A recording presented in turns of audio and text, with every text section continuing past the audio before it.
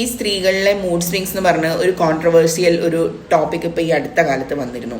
Every ആ period സൈക്കിളിൻ്റെ തൊട്ട് മുന്നേ എല്ലാ സ്ത്രീകളിലും കാണുന്ന ഒരു ഇമോഷണൽ സ്റ്റെബിലിറ്റി ഇല്ലാണ്ടാവുന്ന ഒരു അവസ്ഥയാണ് ഈ മൂഡ് സ്വിങ്സ് എന്ന് പറയുന്നത്.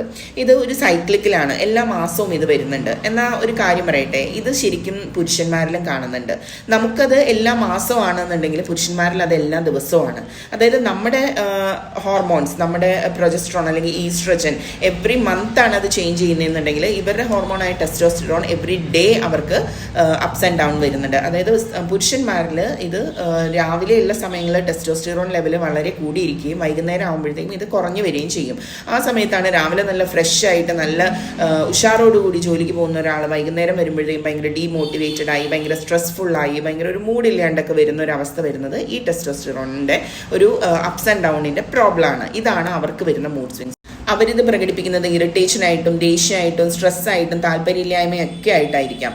ഇത് നിങ്ങൾ മനസ്സിലാക്കി, ഇത് അവരുടെ മൂഡ് സ്വിങ് ആണ്. എൻ്റെ മൂഡ് സ്വിങ്ങിൻ്റെ സമയത്ത് എന്നെ പരിഗണിക്കണം എന്ന് വാശി പിടിക്കുന്ന ഭാര്യമാരോട് പറയാനുള്ളത്, അവരെ എല്ലാ ദിവസവും വൈകുന്നേരം ഒന്ന് നല്ല രീതിയിൽ പരിഗണിച്ചാൽ നിങ്ങളുടെ ലൈഫ് തന്നെ സ്മൂത്തായിട്ട് പോവാം. Happy morning.